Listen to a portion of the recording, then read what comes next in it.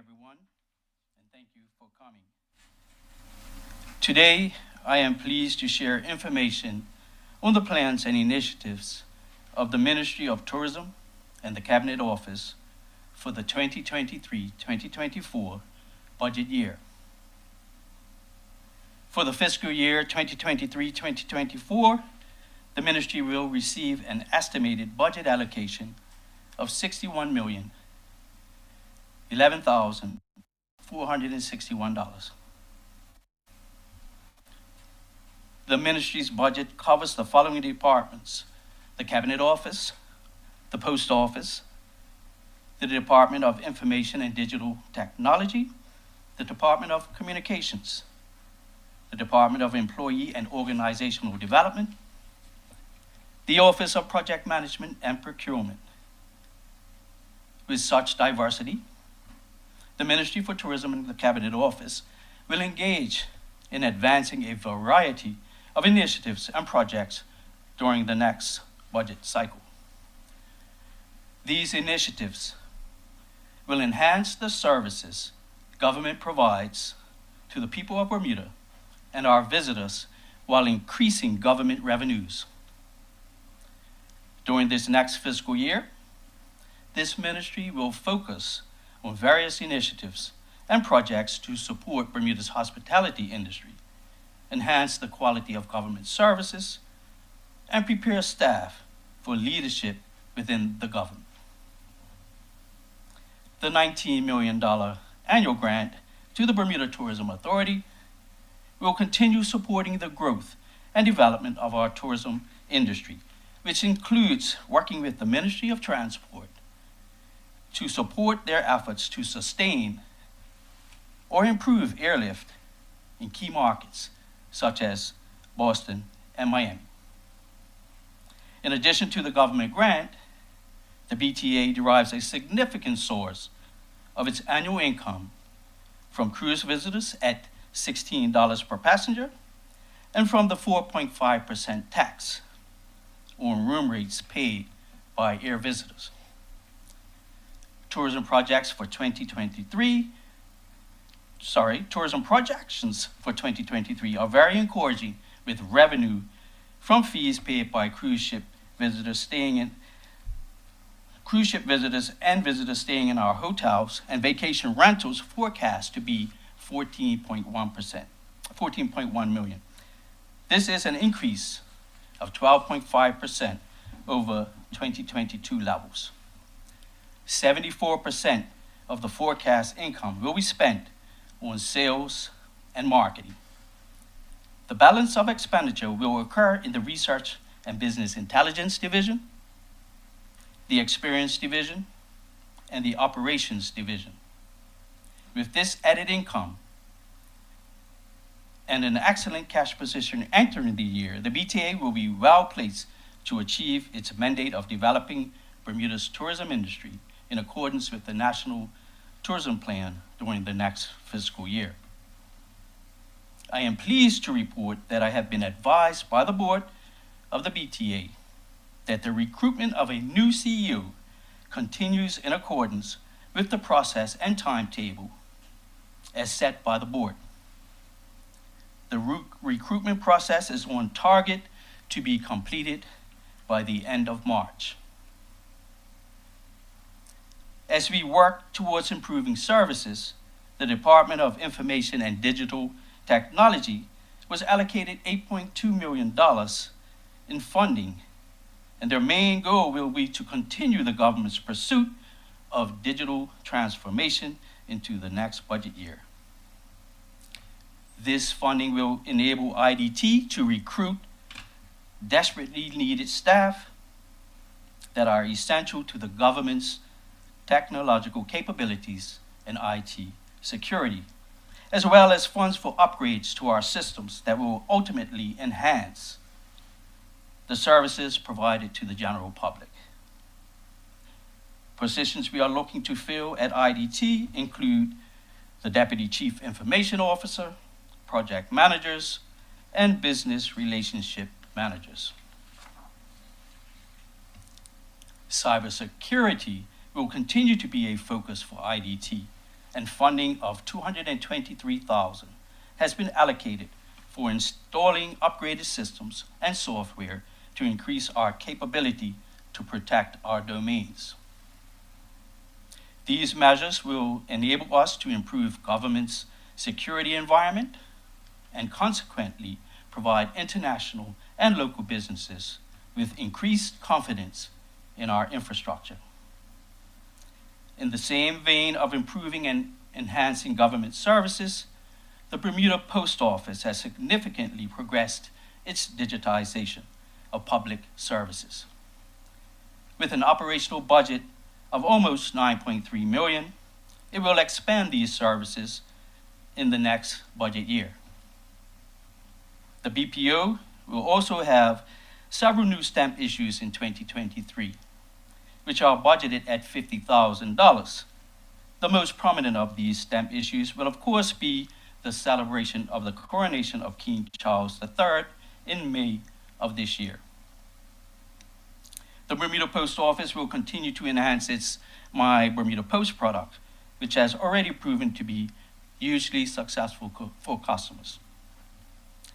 This service has earned approximately $270,000 since its inception in November 2021, and we project revenue of $300,000 for 2023-2024.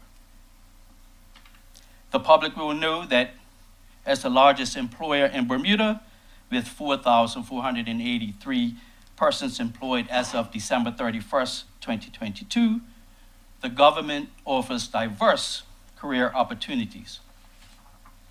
Like employers everywhere, however, the government is experiencing a major shift in the job market, driven by a lack of skilled resources locally and globally in specific employment categories. For example, qualified accountants and engineers. Other factors include competition across industries and the salaries and benefits differential. In many cases, the government cannot compete for certain employment categories. As the minister responsible for managing the government's human resources, I can attest that we remain committed to training officers and making salaries more competitive. In the 2023-2024 fiscal year, $180,000 has been allocated to the development of a new job evaluation model for the government with a view to modernizing the way posts are graded. Our existing job evaluation grading system was adopted from the UK Civil Service in 1970, and a new model will consider more than the simple numerical factors and weightings for each position. This new system will also consider internal and external factors such as availability of talent, both locally and globally, and make allowances for pay scales to be adjusted commensurate with expertise. There are a number of job evaluation tools available, inclusive of options to customize one to meet the unique needs of the government.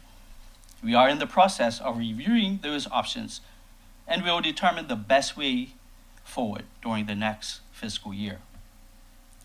Also, it is expected that the Department of Employee and Organizational Development will complete a public service talent management strategy and work with department heads to implement succession plans for posts deemed critical and hard to fill. During this fiscal year, there will be an increase in government activities, events, and community engagement. To support the myriad of programs and initiatives associated with this increase in activity, the Department of Communications, with an allocated budget of $3,308,000, will provide promotional, advertising, and awareness support on a variety of media platforms and forums. One of the most popular television channels with our seniors is our CITV station. In the next fiscal year, $37,000 has been allocated to upgrade and replace equipment at CITV that will improve the quality of productions on this channel. The Office of Project Management and Procurement has been allocated an additional $40,000, bringing their total allocation to $839,675. This additional funding will be used to continue its program of providing project management and procurement training to government employees engaged in these processes to broaden their knowledge and skill set.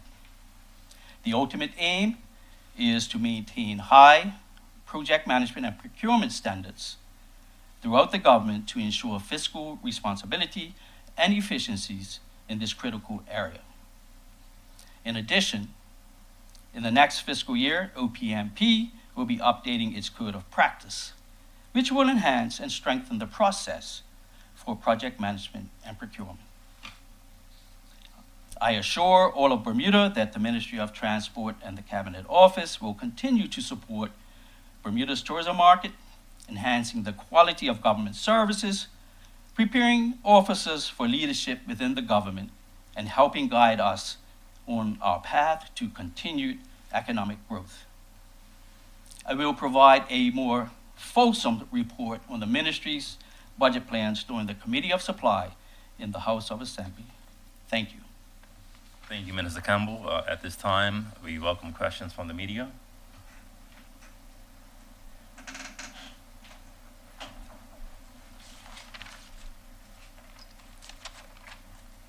Hi, Minister. Elisa Bernardo with Bermuda Broadcasting News. Good morning. Good morning. I just have a question in regards to the medical tourism that falls under the Ministry of Tourism. Those who partake in medical tourism usually do so because these treatments are of lower price and cost than their home countries. And I was just curious to know how Bermuda will compete in this industry when typically our costs have been historically higher than other countries. Some of the information that has been brought to us, and the deliberations in this area are very in the very preliminary stage, but what you may or may not know is that in many of these countries where the cost is low, there's a long waiting list. So there is a desire to get the procedure, whatever that might be, done. So there is a market outside of those low costs, and Bermuda is looking to capitalize on that. But as I said, it's in the very preliminary stages. Have you secured any investors yet? I can't comment on that right now, but I can provide that answer at a later date. Okay, thank you very much.